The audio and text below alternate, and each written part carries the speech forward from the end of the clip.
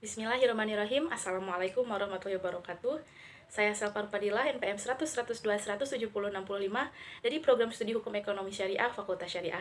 Dalam seminar kali ini saya akan menyampaikan hasil penelitian saya yang berjudul Mekanisme Jual Beli Properti Rumah Tinggal dengan Sistem Syariah selama 5 menit ke depan yang akan diawali dari pendahuluan. Banyak orang menganggap bahwa Islam tidak memperhatikan aspek ekonomi. Mereka menganggap ekonomi berhubungan dengan aspek materi dalam kehidupan, sementara agama hanya mengurusi aspek rohani saja. Ajaran Islam bukan hanya ibadah, melainkan sistem kehidupan yang seharusnya dijalankan oleh manusia selaku khalifah di muka bumi. Dalam rangka pemenuhan kebutuhan yang beragam tersebut, tidak mungkin dapat diproduksi sendiri oleh individu yang bersangkutan, melainkan membutuhkan bantuan dari individu lainnya.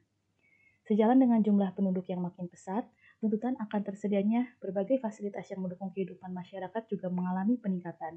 Hal tersebut mendorong pihak pemerintah maupun swasta untuk melaksanakan pembangunan, terutama di bidang properti. Studi awal diketahui bahwa proses kepemilikan rumah selalu berhubungan dengan dunia perbankan sebagai mitra pengembang, sebab bank juga melayani kebutuhan pembiayaan dan memperlancar mekanisme sistem pembayaran bagi semua sektor perekonomian. Namun terdapat juga perusahaan pengembang properti yang berbasis syariah dalam menjalankan usahanya terkadang tidak menggunakan KPR, baik melalui bank konvensional maupun bank syariah. Dengan demikian, penulis tertarik untuk melakukan penelitian dengan judul Mekanisme Jual Beli Properti Rumah Tinggal dengan Sistem Syariah. Yang selanjutnya, tujuan dari penelitian ini adalah untuk mengetahui bagaimana mekanisme jual beli properti rumah tinggal dengan sistem syariah. Yang selanjutnya terdapat metodologi. Penelitian ini bersifat kualitatif. Prosedur pengumpulan data dalam penelitian ini dilakukan dengan metode library research. Sumber data yang digunakan yaitu data primer dan data sekunder. Adapun penulis menggunakan beberapa teknik untuk mengumpulkan data, diantaranya observasi, wawancara, dan dokumentasi. Yang terakhir terdapat teknik analisis data dalam penelitian ini menggunakan metode analisis deskriptif. Mekanisme jual beli properti rumah tinggal dengan sistem syariah. Dalam jual beli pada dasarnya adalah boleh sepanjang tidak ada dalil yang mengharamkannya. Adapun macam-macam jual beli dari sistem pembayarannya terbagi menjadi dua. Yang pertama adalah jual beli secara tunai atau cash. Jual beli secara tunai adalah jual beli dengan sistem pembayaran terhadap barang yang dibeli secara tunai tanpa tempo. Para ulama dalam hal ini tidak ada perbedaan pendapat tentang kebolehan jual beli tersebut. Yang kedua adalah jual beli kredit atau buy al taksid. Jual beli kredit atau buy al taksid adalah jual beli dengan sistem penyerahan barang di muka dan pelunasan harga ditempokan sebagian atau keseluruhan hingga batas waktu yang ditentukan. Adapun dasar hukum jual beli kredit diantaranya terdapat dalam Quran Surat Al-Baqarah ayat 282 yang artinya adalah, hai orang-orang yang beriman, apabila kamu bermuamalah tidak secara tunai untuk waktu yang tidak ditentukan, hendaklah kamu menuliskannya.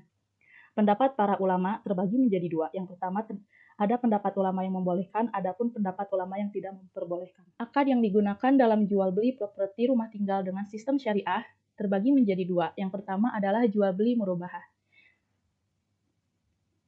Jual beli murabahah adalah jual beli yang mana pihak penjual memberikan informasi kepada pihak pembeli tentang harga pokok, pembelian barang, dan tingkat keuntungan yang diinginkan. Jual beli ini diatur dalam Fatwa DSN MUI nomor 4 tahun 2000 serta dalam kompilasi hukum ekonomi syariah.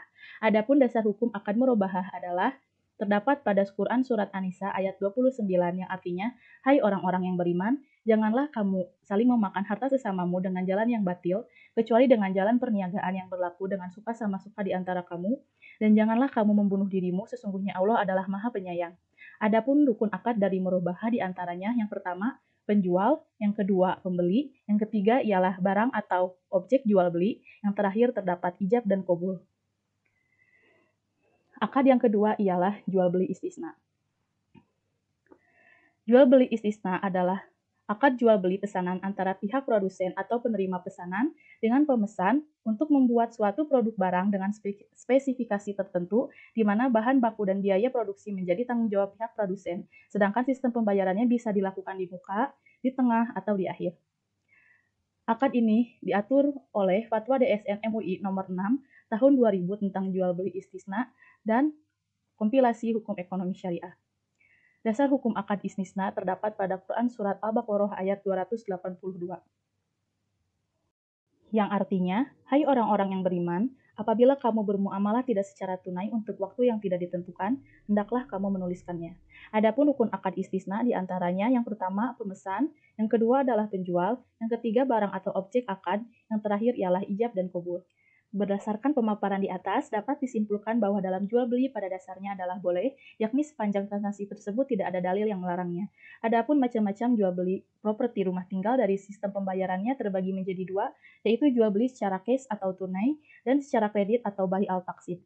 Serta akad yang digunakan dalam jual beli properti rumah tinggal dengan sistem syariah adalah jual beli dengan akad murabahah dan jual beli dengan akad istisna. Sekian yang dapat saya sampaikan. Terima kasih. Wassalamualaikum warahmatullahi wabarakatuh.